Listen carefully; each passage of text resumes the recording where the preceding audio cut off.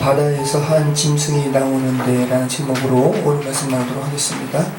지난주에는 구약에서는 참소자, 고소자로 등장하고 신약에서는 참소를 넘어서 성도를 미혹해 하고 멸망케 하는 사단의 공격을 그리스도인이 승리하게 말씀에 대해서도 살펴보았는데, 어린 양의 피로 승리하고 또 그들의 증언, 그들이 교회로서 목격자의 삶, 또 증인의 삶을 살았기 때문에 그들의 입에서 나오는 것은 증언이었습니다. 힘이 있는 증언, 그것으로 인해서 사탄의 참소로부터 승리하게 되는 말씀을 우리가 살펴보았습니다. 자, 우리가 사탄의 참소에 대한 그리스도인의 승리가 어린 양의 피와 또 그들의 증언이라는 것을 깊게 생각할 필요가 있습니다. 결국 뭐의 대결이라는 거예요?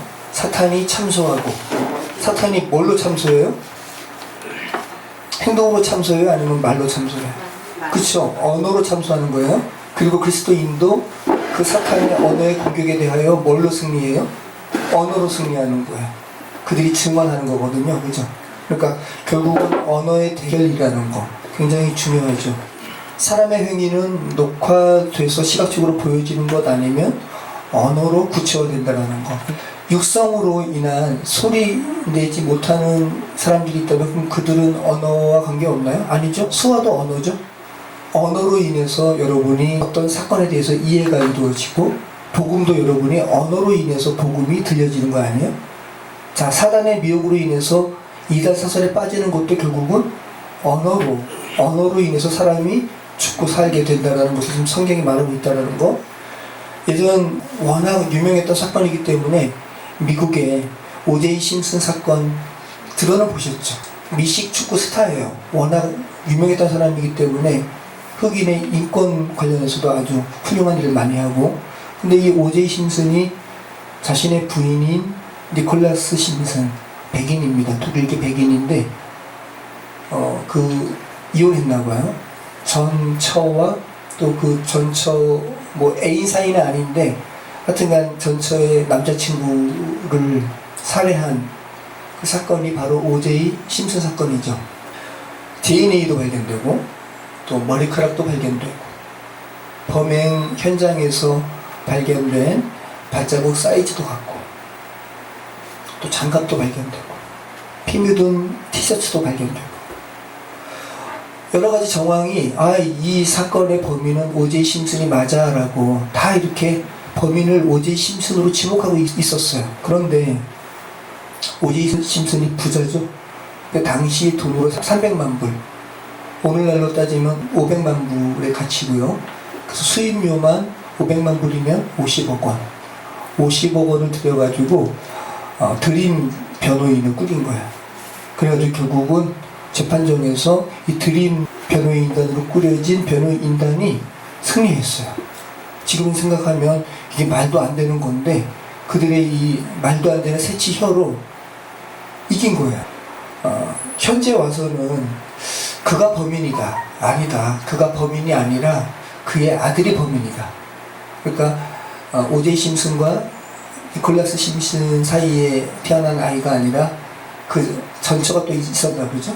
그 전처의 아들과 니콜라스 심슨이 별로 사이가 안 좋았기 때문에 그의 아들이 범인이다. 여러 가지 말들이 지금 현재는 있지만 그 당시에서는 오제이 심슨이 범인인 것이 거의 100%인데 돈의 위력으로, 그래서 드림팀의 변호인단의 위력으로 그가 무죄 판결을 받게 된 것이라고 사람들이 다 그렇게 생각을 했어요.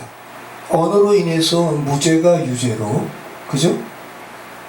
또 언어로 인해서 유죄가 무죄로 바뀌는 세상, 이 죄된 세상이죠.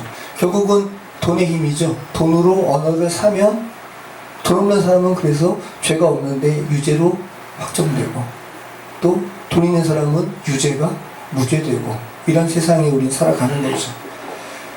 최근도 여러분 한만호 씨의 비망록이 지금 공개가 돼가지고 한명숙 총리도 누명으로 옥살이 한 것이 지금 세상 이슈화 돼가지고 지금 계속 공방을 벌이고 있습니다. 자, 여러분 지금 제가 드린 말씀이 죄로 인한 죽음, 그 죄의 극복이 언어적인 것으로 전개되고 있다는 거 여러분 잘 생각해 보시기 바랍니다. 그러니까 우리는 우리 귀에 지금 뭐가 들리는가? 굉장히 주의해서 우리 귀에 들리는 것이 어떤 소리인가? 단순히 음향이 아니라 어떤 의미를 가지고 우리 귀에 지금 들리는가라는 것을 여러분이 잘 생각하실 필요가 있어요. 왜냐하면 사단은 밤낮 참소하니까. 그죠? 또 우리는 그래서 밤낮 그 참소에 대해서 승리케 하시는 그리스도의 음성을 하나님의 말씀으로 들어야 되는 것이죠. 지난주 말씀은 여자가 낳은 아이를 해하지 못한 사탄이 화가 나서 사탄 용이 여자의 남은 자손, 또 교회죠. 교회를 의미하는 하나님의 계명을 지키고 예수의 증거를 가진 자들과 싸우려고 바다 모래 위에 서 있었다라는 그런 내용으로 맞춰지고 있었습니다. 그 이어서 오늘 말씀이 나옵니다.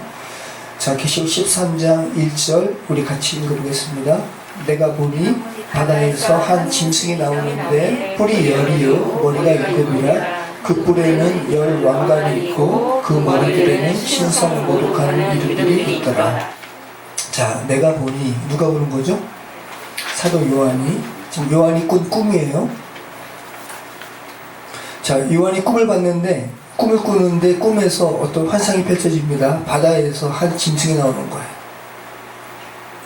자, 오늘은 바다에서 한 짐승이 나오고 다음 주에 살펴보는 요한계시록 13장 11절부터는 땅에서 한 짐승이 또 올라오죠. 자, 성경은 바다에서 사람들을 죽이는 곳으로 아주 자주 묘사된다고 했습니다. 자, 다음 주에 살펴보게 되는 땅에서 올라오는 짐승과 더불어서 땅에서 올라오는 짐승, 또 바다에서 나오는 짐승, 용, 이렇게 이 세 존재는 하나님의 삼위일체를 모방하는 것으로 여겨집니다. 다음 주에 우리 삼위일체에 대해서 우리가 한번 나눌 텐데 그때 자세히 나누도록 하겠습니다. 삼위 하나님의 깊은 관계성처럼 용과 바다에서 나오는 짐승과 땅에서 올라오는 짐승이 서로 연관 맺는 모습으로 그려지고 있다는 거예요. 자, 오늘 본문에 바다에서 나오는 뿔이 10개고 뿔이 10이요 또 머리가 7인 짐승은 어디서 차용한 말씀이겠습니까? 다니엘서 구약입니다. 구약 다니엘서 7장의 말씀을 차용한 겁니다. 이 환상입니다. 그래서 여기서 요한이 꾼 꿈에 등장하는 이 짐승이 무엇을 의미하는가에 대한 결론은 여러 가지가 있습니다. 로마를 비롯한 역사에 있어왔던 제국들, 또 카톨릭과 같은 종교 집단일 것이다 라고 생각하는 이들도 있고, 또 공산주의 혹은 현대 미국이다 라고 말하는 이들도 있는데, 그죠? 그런데 이게 참 넌센스예요. 요한계시록에서 나오는 이 짐승들을 구체적인 어떠한 시대적인 당시에 있었던 제국으로 고착화시켜버리면, 그럼 그 시대가 끝난 다음에 그 요한계시록을 읽고 있는 이들에게는 그 요한계시록이 어떤 의미로 다가올 수가 없잖아요. 그러니까 넌센스라는 거예요. 그래서 그렇게 의미하기보다는 하나님께서 허락하신 시간 동안 하나님과 하나님의 백성들을 대적하는 사단적인 권세를 의미하는 것으로 그렇게 여기시면 어떤 시대를 살아가는 사람이든 이 요한계시록을 읽는 사람들에게 있어서 이 요한이 본 짐승의 환상은 각각의 시대의 사단적인 권세로 이해할 수가 있는 것이죠. 그래서 과거에 있었던 어떠한 시대적인 어떤 국가든 어떤 것으로 이렇게 고착화시키는 것은 오류다라는 것을 지금 말씀드리는 겁니다. 자, 바다에서 나오는 짐승, 땅에서 올라오는 짐승이 사뭇 다릅니다. 바다에서 올라오는 짐승은 세상에서 하나님을 대적하는 정치적인 세력으로 이렇게 등장하고 있다면, 다음 주에 살펴보게 되는 땅에서 올라오는 짐승은 종교적인 모습을 띠고 있습니다. 우리가 다음 주에 살펴보도록 하겠습니다. 그래서 정치적인 것과 종교적인 것이 공히 하나님과 하나님을 섬기는 이들을 대적하는 모습으로 그려지고 있다는 거. 자, 본문에 바다에서 한 짐승이 나오는데 뿔이 10이요 머리가 7이라 그 뿔에는 10 왕관이 있고 그 머리들에는 신성모독하는 이름들이 있더라. 이 신성모독이 뭡니까? 네, 하나님을 비방하는 거죠. 어떻게 피조물인 인간이 창조주이신 하나님을 비방해요? 이거 엄청난 죄악인데 블라스페미아라는 단어입니다. 신약 성서에서 17번 쓰였습니다. 우선 예수님은 하나님의 아들이시죠. 그리고 예수님께서는 나와 하나님은 나와 아버지는 하나다라고 그렇게 주장하시고 그렇게 말씀하시고 그 가룟 유다의 배반으로 인해서 대제사장의 집들에 가서 고초받으시잖아요. 그때에도 그 자신의 신성을 이렇게 말씀하셨는데 여기에 대해서 사람들이 뭐라 그래요? 참남하도다. 참남하도다라는 말이 뭐냐면 오늘 신성 모독으로 번역된 블라스페미아. 자, 우리 한번 마태복음 26장 57절부터 한번 읽어볼까요? 예수를 잡은 자들이 그를 끌고 대제사장 가야바에게로 가니 거기 서기관들과 장로들이 모여있더라. 베드로가 먼지기 예수를 따라 대제사장의 집들에까지 가서 그 결말을 보려고 안에 들어가 하인들과 함께 앉아있더라. 대제사장들과 온 공회가 예수를 죽이려고 그를 칠 거짓 증거를 찾으매 거짓 증인이 많이 왔으나 얻지 못하더니 후에 두 사람이 와서 이르되 이 사람의 하는 말이 내가 하나님의 성전을 헐고 사흘 동안에 지을 수 있다 하더라 하니 대제사장이 일어서서 예수께 묻되 아무 대답도 없느냐 이 사람들이 너를 치는 증거가 어떠하냐 하되 예수께서 침묵하시거늘 대제사장이 이르되 내가 너로 살아계신 하나님께 맹세하게 하노니 내가 하나님의 아들 그리스도인지 우리에게 말하라. 예수께서 이르시되 내가 말하였느니라. 그러나 내가 너희에게 이르노니 이후에 인자가 권능의 우편에 앉아있는 곳과 하늘 구름을 타고 온 곳을 너희가 보리라 하시니 이에 대제사장이 자기 옷을 찢으며 이르되 그가 신성 모독하는 말을 들었으니 어찌 그 증인을 요구하리요. 보라 너희가 지금 이 신성 모독하는 말을 들었도다.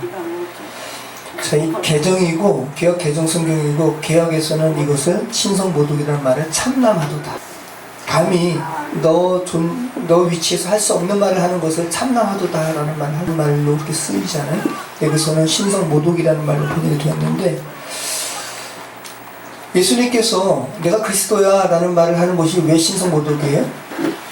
신성 모독 아니잖아요. 그죠?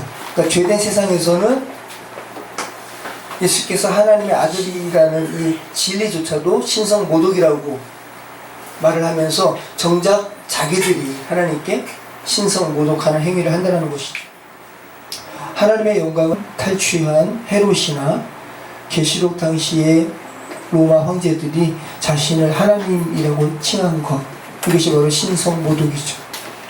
자, 이전 말씀 내가 본 짐승은 같이 읽겠습니다. 내가 본 짐승은 표범과 비슷하고 그 발은 곰의 발 같고 그 입은 사자의 입 같은데 용이 자기의 능력과 보좌와 큰 권세를 그에게 주었더라. 내가 본 짐승은 표범과 비슷하고 또 곰의 발 같고 그 입은 사자의 입 같은데 이것도 역시나 어디 말씀을 차용한 말씀이겠어요? 다니엘서 7장에 네 짐승의 환상을 모두 묶어서 표현하고 있는데 역순으로 묘사하고 있어요. 여기서 표현된 표범, 곰, 사자의 이미지는 각각 다니엘서 7장에 나오는 바벨론, 바사, 헬라 제국을 의미하는 짐승의 역순이에요.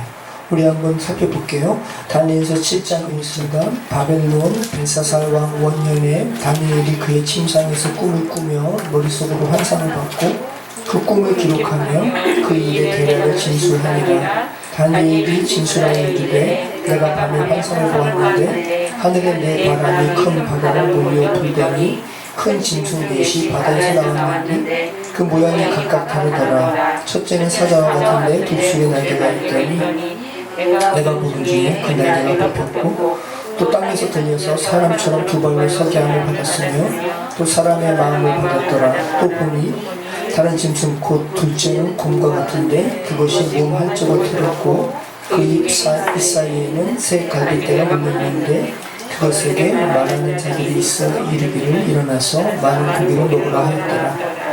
그 후에 내가 또 본즉 다른 짐승 곧 표범과 같은 것이 있는데 그 등에는 새의 날개 넷이 있고 그 짐승에게 또 머리 넷이 있으며 권세를 받았더라. 내가 항상 가는데 그 다음에 본 넷째 짐승은 무섭고 놀라우며 또 매우 강하며 또 쇠로 된 큰 이가 있어서 먹고 부서뜨리고 그 나머지를 발로 밟았으며 이 짐승은 전에 모든 짐승과 같고 또 열풀이 있더라.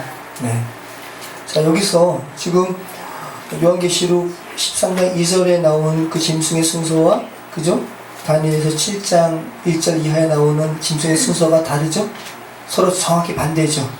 제일 처음에 요한계시록 13장 2절에서는 표범부터 나왔잖아요. 표범, 곰, 사자의 순서잖아요.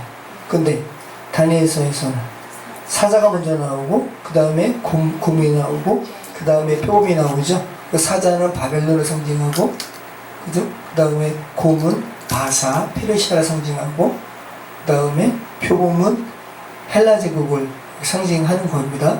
그 다음에 형체를 알 수 없지만 그 새 짐승보다 더 무섭게 표현된 이 짐승이 바로 로마 제국을 그렇게 상징하는 것으로 여겨지죠. 자, 다니엘서 7장 22절 이하를 또 보겠습니다. 지금 요한계시록이 다니엘서의 내용을 많이 차용하고 있습니다. 자, 옛적부터 항상 계신 이가 와서 지극히 높으신 이의 성도들을 위하여 원하를 풀어주셨고 때가 이르매 성도들이 나라를 얻었더라. 모신 자가 이처럼 이르되 넷째 짐승은 곧 땅의 넷째 나라인데 이는 다른 나라들과 달라서 온 천하를 삼키고 밟아 부서뜨릴 것이며 그 열불은 그 나에서 일어날 열왕이요 그 후에 또 하나가 일어나니 그는 먼저 있던 자들과 다르고 또 새 왕을 복종시킬 것이며 그가 장차 지극히 높으신 이를 말로 대적하며 또 지극히 높으신 이의 성도를 기록해 할 것이며 그가 또 때와 법을 고치고 살 것이며 성도들은 그의 손에 붙임받되어 한 때와 두 때와 반 때를 지니라. 그죠? 자, 이 네 번째 짐승 로마 제국을 의미하는 것으로 여겨지는 네 번째 짐승이 그죠? 하나님을 그러니까 그가 장차 지극히 높은 이를 말로 대적하며 하나님을 신성 모독한다는 것이잖아요. 말로 또 대적하는 거고, 그죠? 그리고 또 이렇게 이 하나님의 백성들이 이 네 번째 짐승으로 인해서 고통받는데 성도들의 입장에서는 지금 얼마 동안 고통받는 기간이 또 나오죠. 다니엘서랑 지금 다니엘서와 요한계시록이 맥락을 같이 합니다. 한 때와 두 때와 반 때. 이 성도들의 입장에서는 이렇게 표현된다고 그랬잖아요. 1260일. 한 때, 두 때, 반 때. 근데 사단의 입장에서는, 악의 세력의 입장에서는 이 기간이 42달. 그죠? 그래서 오늘 또 42달 또 나옵니다. 자, 용이, 보세요. 아까 삼위일체를 모방한다고 그랬잖아요. 악도. 하나님의 삼위일체를 모방하는 모습으로 표현된다고 그랬는데, 내가 본 짐승은 하면서 표범과 비슷하고 그 발은 곰의 발 같고 그 입은 사자의 입 같은데 하면서 다니엘서에서 나오는 그 세 개의 짐승을 다 합친 것으로 지금 이렇게 묘사하고 있어요. 아주 강력한 존재임을 말하고 있으면서 자, 그런데 이 짐승에게 누가 권세를 준대요. 그죠? 능력을 준대요. 누가? 용이. 오늘 이 용이 자기의 능력과 보좌와 큰 권세를 이 짐승에게 주는 모습은 하나님께서 인간을 창조하신 후에 인간에게 권세를 주시거든요. 그 모습을 연상하게 해요. 이 사람의 권세를 그러는데 사람이 누구에게 넘겨줬어요? 누구에게 넘겨줬습니까? 사단에게. 사단이 그 이야기 합니다. 이 권세 원래 내 것이 아니었는데 내게 넘겨진 바 되었기 때문에 나는 이거 내가 원하는 이들에게 줄 수 있다라고 얘기하는 것을 예수님을 시험할 때 사단이 이것을 이야기하죠. 누가복음 4장 1절로 1절 이하를 한번 읽어보시면 사복음서에서 예수님께서 성령에 이끌려서 40일간 마귀에게 시험 받으시잖아요. 광야에서. 인간이 받는 시험 똑같이 받으시는 거예요. 근데 인간은 지죠. 인간은 그 마귀의 시험에 굴복합니다. 근데 예수님은 승리하세요. 그 중에서 누가복음 말씀은 이렇게 하나님께서 인간에게 주신 권세를 인간이 사단에게 넘겨준 부분에 대해서 기록하고 있어요. 자, 예수께서 성령의 충만함을 입어 요단강에서 돌아오사 광야에서 40일 동안 성령에게 이끌리시며 마귀에게 시험을 받으시더라. 이 모든 날에 아무것도 잡수시지 아니하시니 날수가 다함에 줄이신지라. 마귀가 이르되 내가 만일 하나님의 아들이거든 이 분들에게 명하여 떡이 되게 하라. 예수님께서 대답하시되 기록된 바 사람이 떡으로만 살 것이 아니라 하였느니라. 자, 보세요 여러분, 사단은 이렇게 시험하는데 예수님께서 이기시잖아요. 이기시는 이 말씀을 다 예수님께서 자의로 말씀하시지 아니하시고 성경 말씀을 다 인용하시는 거야. 예수님조차도 말씀으로 승리하신다고. 근데 여러분이 어떻게 말씀 없이 승리가 가능하실까요? 이제 질 수밖에 없죠. 자, 누가복음 4장 5절. 마귀가 또 예수를 이끌고 올라가서 순식간에 천하 만국을 보이며 이르되 이 모든 권위와 그 영광을 내가 내게 주리라. 이것은 내게 넘겨준 것이므로 내가 원하는 자에게 주노라. 그러므로 내가 만일 내게 절하면 다 내 것이 되리라. 예수께서 대답하여 이르시되 기록된 바 주 너의 하나님께 경배하고 당한 그를 섬기라 하였느니라. 또 예수님께서 기록된 말씀으로 승리하시죠. 자, 누가복음 4장 9절. 또 이끌고 예루살렘으로 가서 성전 꼭대기에 세우고 이르되 내가 만일 하나님의 아들이거든 여기서 뛰어내리라. 기록되었으되 하나님이 너를 위하여 그 사자들을 명하사 너를 지키게 하시리라 하였고 또한 그들이 손으로 너를 받들어 내 발이 돌에 부딪히지 않게 하시리라 하였느니라. 예수께서 대답하여 이르시되 주 너의 하나님을 시험하지 말라 하였느니라. 마귀가 모든 시험을 다한 후에 얼마 동안 탐나니라. 자, 두 번째 시험까지 예수님께서 기록된 말씀으로 승리하니까, 그죠? 세 번째는 마귀도 성경 말씀을 인용해서, 그죠? 예수님을 지금 또 시험하는 거죠. 자, 누가복음 4장 5절. 마귀가 또 예수를 이끌고 올라가서 순식간에 천하 만국을 보이며 이르되 이 모든 권위와 그 영광을 내가 내게 주리라. 이것은 내게 넘겨준 것이므로 내가 원하는 자에게 주노라. 그러므로 내가 만일 내게 절하면 다 내 것이 되리라. 예수께서 대답하여 이르시되 기록된 바 주 너의 하나님께 경배하고 당한 그를 섬기라 하였느니라. 또 예수님께서 기록된 말씀으로 승리하시죠. 자, 누가복음 4장 9절. 또 이끌고 예루살렘으로 가서 성전 꼭대기에 세우고 이르되 내가 만일 하나님의 아들이거든 여기서 뛰어내리라. 기록되었으되 하나님이 너를 위하여 그 사자들을 명하사 너를 지키게 하시리라 하였고 또한 그들이 손으로 너를 받들어 내 발이 돌에 부딪히지 않게 하시리라 하였느니라. 예수께서 대답하여 이르시되 주 너의 하나님을 시험하지 말라 하였느니라. 마귀가 모든 시험을 다한 후에 얼마 동안 탐나니라. 자, 두 번째 시험까지 예수님께서 기록된 말씀으로 승리하니까, 그죠? 세 번째는 마귀도 성경 말씀을 인용해서 물리적으로 높은 곳에 가서 예수님 뛰어내리라 그러는 거예요. 그랬더니 예수님께서 역시나 이번에도 말씀으로 승리하시는 거예요. 예수께서 대답하여 이르시되 주 너의 하나님을 시험하지 말라 하였느니라. 자, 계시록 13장 3절. 그의 머리 하나가 상하여 죽게 된 것 같더니 그 죽게 되었던 상처가 나오매 온 땅이 놀랍게 여겨 짐승을 따르고. 자, 이 짐승, 사단과 관련해서 여러분 계속 보시면은 예수님, 하나님과 관련된 것들을 이 사단이 모방하는 것임을 우리는 알게 됩니다.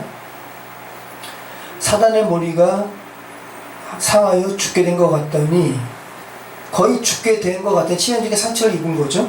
그런데 그 죽게 되었던 상처가 나음에 온 땅이 놀랍게 여겨 짐승을 따르게 되었다. 여러분, 지금 사단은 십자가상에서 이미 패퇴했습니다. 하지만 교회를 박해하는 모습으로 이렇게 요한계시록에 등장하잖아요. 지금도 사단은 여러분을 우는 사자처럼 그렇게 삼키려고 활동하고 있고, 하나님께서 허락하신 시간 동안인 것이죠. 얼마 동안요? 42달 동안이고, 또 성도 입장에서는 얼마 동안 이렇게 핍박을 받는다고요? 1260일 동안, 한때 두때 반때 동안. 그래서 결국은 사단의 이러한 하나님의 성도를 이렇게 괴롭히려는 이것도 제한적으로 하나님께서 제한적인 시간 가운데 묶어두신 것이고, 그죠? 하나님의 성도 입장에서도 막연히 오랜 시간 동안 계속 고통받는 것이 아니라 정해진 시간 동안, 그리고 지난주의 말씀처럼 성도 입장에서는 이것을 하나님께서 성도를 양육하는 것으로 이렇게 묘사했습니다. 우리 인간은 지금 다 하나님의 성도들은 광야를 살아가는 것이고, 그 광야의 기간은 1260일로 표현되고, 그리고 그 기간 동안 그 성도는 하나님께 양육받는다라고 지난주 말씀에 우리가 살펴보았습니다. 자, 4절 말씀. 용이 짐승에게 권세를 주므로 용에게 경배하며 짐승에게 경배하여 이르되 누가 이 짐승과 같으냐, 누가 능히 이와 더불어 싸우리요 하더라. 자, 용이 짐승에게 권세를 줍니다. 얼마나 강력할까요? 그죠? 그랬더니 용에게 경배하며 또 짐승에게 경배하여 이르되 이렇게 외칩니다. 누가 이 짐승과 같으냐, 누가 능히 이와 더불어 싸우려 하더라. 이 뉘앙스가 어떤 뉘앙스 같아요? 구약 말씀에 하나님께 찬송하면서 하나님과 같으신 분이 누가 있으랴, 그죠? 그것을 또 모방하는 것이죠. 그러니까 사단은 흉내쟁이에요. 출애굽기 15장의 승리의 노래처럼 구약의 여호와 하나님을 빙자하는 것과 같은 사단의 모습을 우리는 지금 보고 있는 거예요. 출애굽기 15장 11절에 여호와여, 심중에 주와 같은 자가 누구이니까? 주와 같이 거룩함으로 영광스러우며 찬송할 만한 위엄이 있으며 기이한 일을 행하는 자가 누구이니까? 네.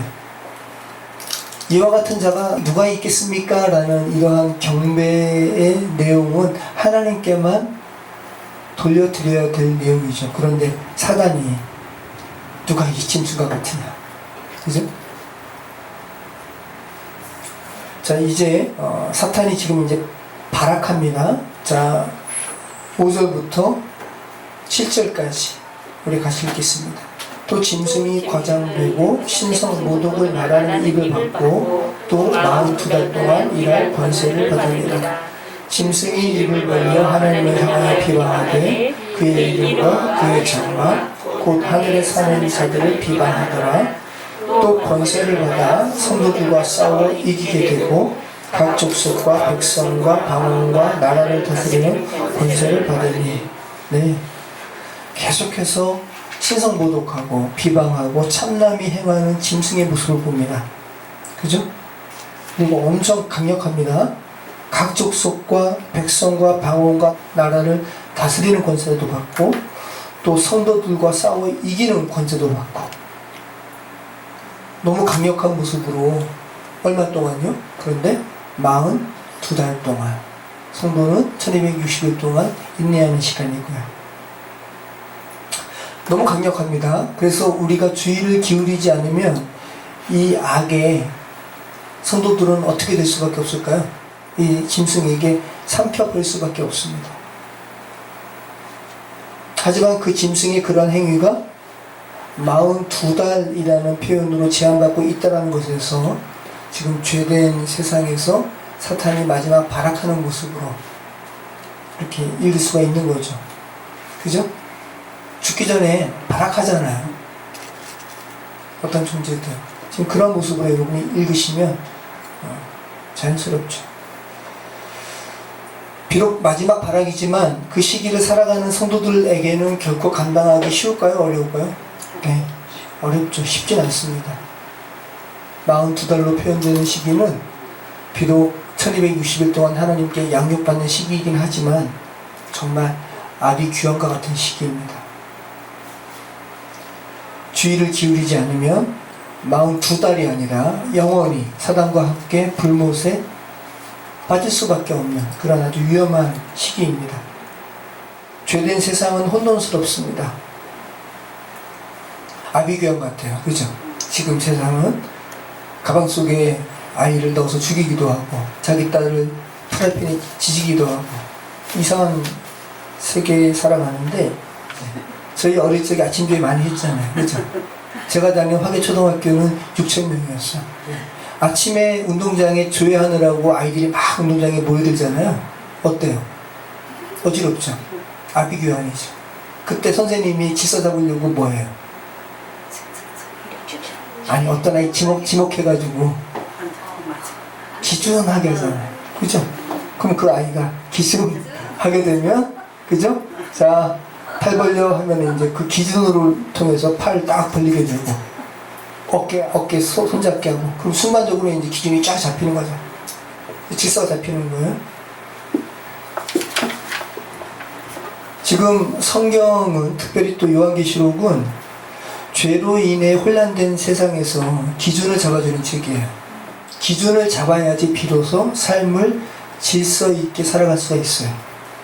코로나19로 인해서 중요하게 여겨지는 자가 검진 가운데 하나가 뭡니까? 오늘도 여러분이 다 하신 건데 발달 체크죠.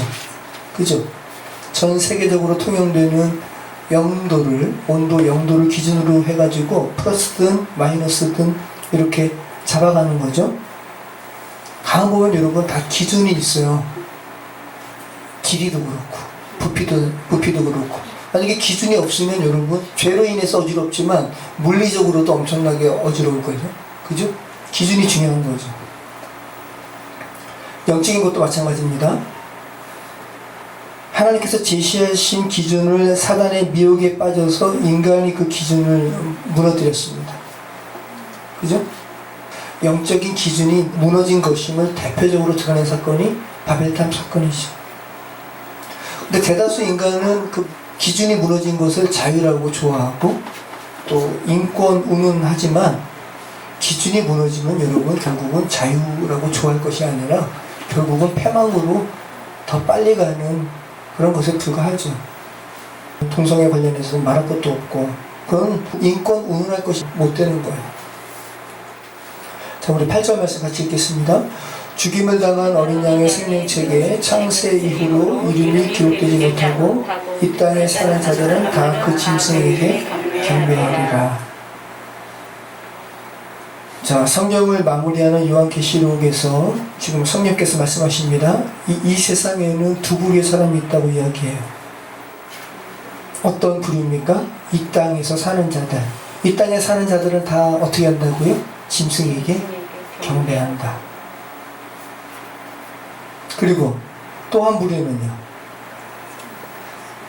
어린 양의 생명책에 기록된 이들. 그러니까 다른 말로 하면 구원받은 이들.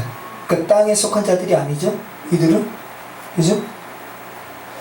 자, 이 세상에 두 부류의 사람이 있다고 요한계시록은 말씀하고 있습니다.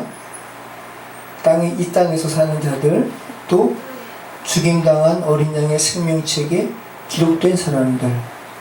다른 표현으로 하면 하늘에 속한 사람들. 이렇게 두 부류로 지금 표현하고 있어요.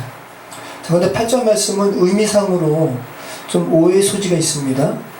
헬라어 원문의 표현을 정확하게 한 것은 표준 세번역의 부차적인 해설인데 무엇으로부터라는 그런 출발을 의미하는 이 아포라는 전치사가 헬라어 원문에 어디 있냐면 창세 앞에 있어요.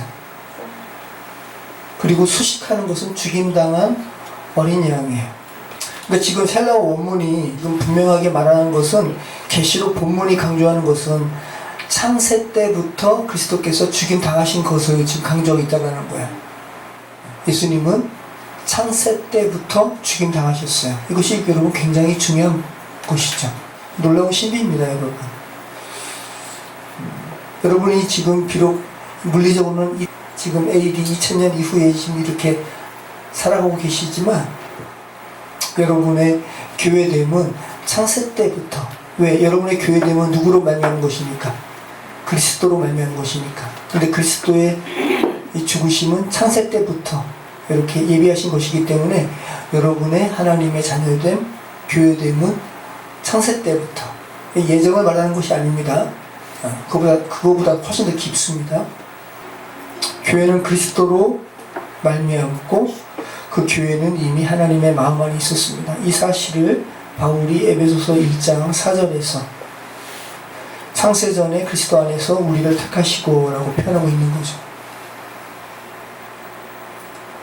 너무 놀랍기 때문에 바울이 깨닫고 찬송하리로다 라고 하면서 찬송하면서 이것을 고백하는 거예요.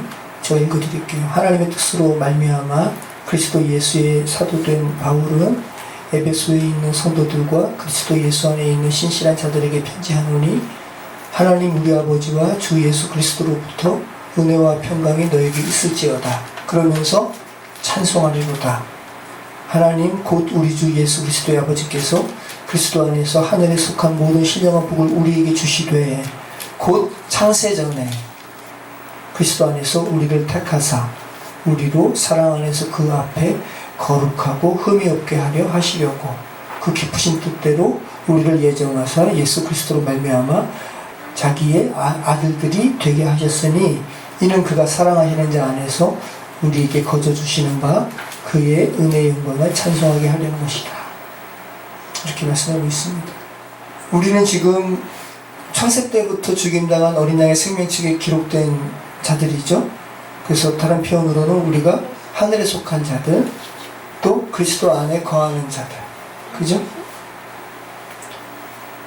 또 구원받은 자들, 도피성이신 그리스도께 달려간 자라고 지금 표현할 수 있는 것이고, 또 땅에 사는 자들은 다른 말로 하면 그리스도 밖에 있는 자들, 교회 밖에 있는 자들, 도피성이신 그리스도께 달려가지 않고 그대로 도피성 밖에 있는 자들로 이렇게 표현할 수 있는 거죠. 자, 9절 말씀 같이 읽겠습니다. 누구든지 귀가 있거든 들을지어다. 자, 귀 있는 자들은 들을지니라. 누구든지 귀가 있거든 들을지어다. 이 표현이 성경에서, 신약 성경에서 13번 나옵니다. 많이 나오는 건 아니죠. 자, 사복음서에서 어떤 때 나오냐면 구약의 엘리야처럼 신약의 세례 요한이 회개를 외친다 라는 표현에서 귀 있는 자는 들을지어다. 하나님 앞에서 인간은 회개해야 됨을 지금 예수님 오심에 대해서 준비하는 세례 요한의 외침에 대해서 귀 있는 자는 들을지어다 라는 표현이 나온다는 거예요. 많지 않다라는 거예요. 많지 않다라는 것은 그만큼 귀 있는 자는 들을지어다 라는 표현이 굉장히 중요한 것을 말하고 있다는 거죠. 또 예수님께서 말씀하신 비유죠. 좋은 땅에 떨어진 씨에 대해서 말씀하시면서 30배, 60배, 100배 이렇게 결실을 맺는 하나님 나라의 천국의 확장성에 대해서 말씀하실 때 귀 있는 자는 들을지어다 라는 표현이 있습니다. 또 어떨 때 예수님께서 귀 있는 자는 들을지어다 라는 말씀하셨냐 하면 소금이 맛을 잃으면 버리워진다. 기독교인은 소금이다 라는 말씀에서 귀 있는 자는 들을지어다. 그리고 요한계시록에서 우리가 이미 살펴봤는데 요한계시록이 7 교회를 향해서 그죠? 각 교회에 대한 책망과 권면에 대한 칭찬의 말씀하시면서 예수님께서 뭐라 그러셨어요? 귀 있는 자는 성령께서 교회들에게 하시는 말씀을 들을지어다. 그리고 오늘 말씀 나오는 거 마지막이에요. 여러분 죽은 사람도 귀가 있죠. 생명이 육신적인 생명이 이렇게 사라졌다고 해가지고 귀가 바로 없어지나요? 그죠? 시체도 귀가 있죠. 근데 시체는 못 듣죠. 지금 세상을 살아가는 사람들이 다 귀가 있죠. 근데 못 듣죠. 그러니까 이 말씀은 정말 이 말씀을 영적으로 깊게 하나님의 이 말씀을 듣는 귀가 있는 사람은 들어라 라고 지금 말씀하고 있는 거죠.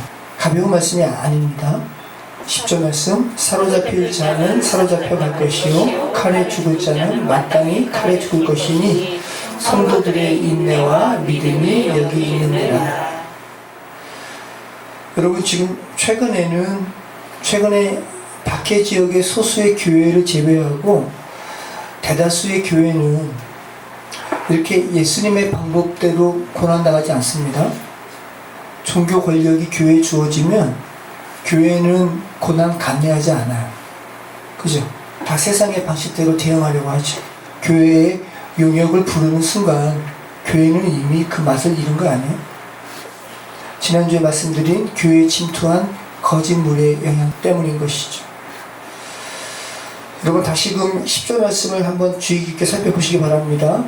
사로잡힐 자는 사로잡혀 갈 것이요 칼에 죽을 자는 마땅히 칼에 죽을 것이니 성도들의 인내와 믿음이 여기 있느니라. 인내와 믿음이 함께 나오고 있어요. 하나님의 백성들이 이 세상에서 환난에서 승리할 수 있는 이유는, 인내할 수 있는 이유는 42달로 이 사단의 이러한 세력의 기간을 제한하시고 또 하나님의 성도에게는 1260일로 이 인내의 기간을 이렇게 한정하시는, 그죠? 이 환난 넘어서 성도를 격려하시고 보살피시는 하나님의 계심을 믿는 믿음 때문에 성도는 승리할 수 있음을 지금 요한계시록은 말씀하고 있는 거죠. 모쪼록 쉽지 않은 1260일, 또 사단의 편에는 42달로 표현되는 이 기간 동안 인내와 믿음으로 승리하시는 저와 여러분 되시기를 축원합니다. 기도하겠습니다. 참 좋으신 하나님 감사합니다. 정말 아비 귀환과 같은 이런 혼란스러운 죄된 세상에서, 혼란스러운 세상에 우리가 살아갑니다.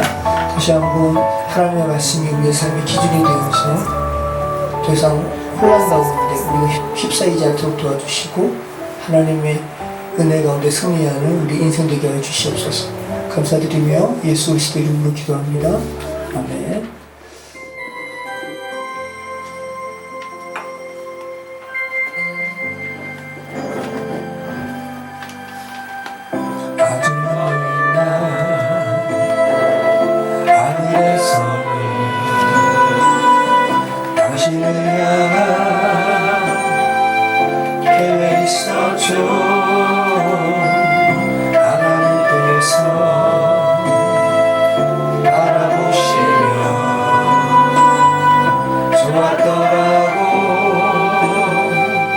말씀하셨네. 이 세상 그 무엇보다 귀하게 날 손으로 창조하였노라.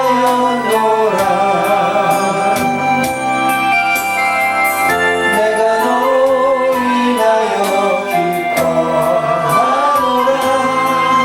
내가 너를 사랑하노라.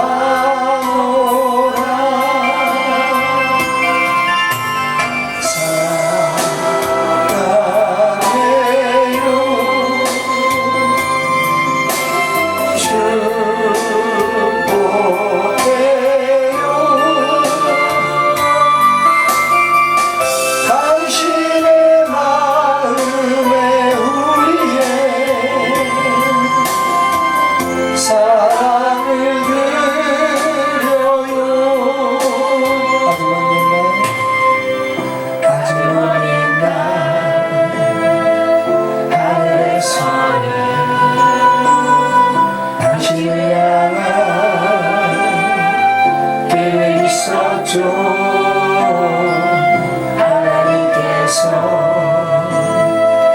바라보시며 좋았더라고 말씀하셨네. 이 세상 그 무엇보다 귀하게 날 손으로 창조하였노라.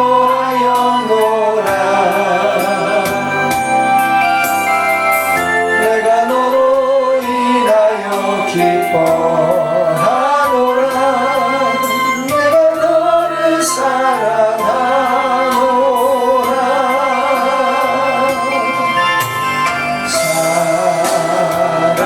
사랑해요 축복해요.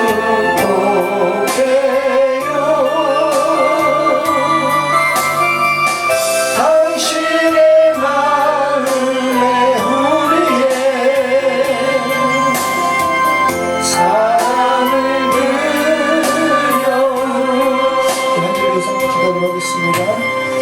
그렇습니다. 하나님 아버지, 창세 전부터 아주 먼 옛날부터 우리를 향한 하나님 아버지 구원의 계획이 있었음을 저희가 말씀을 붙들고 저희가 고백합니다.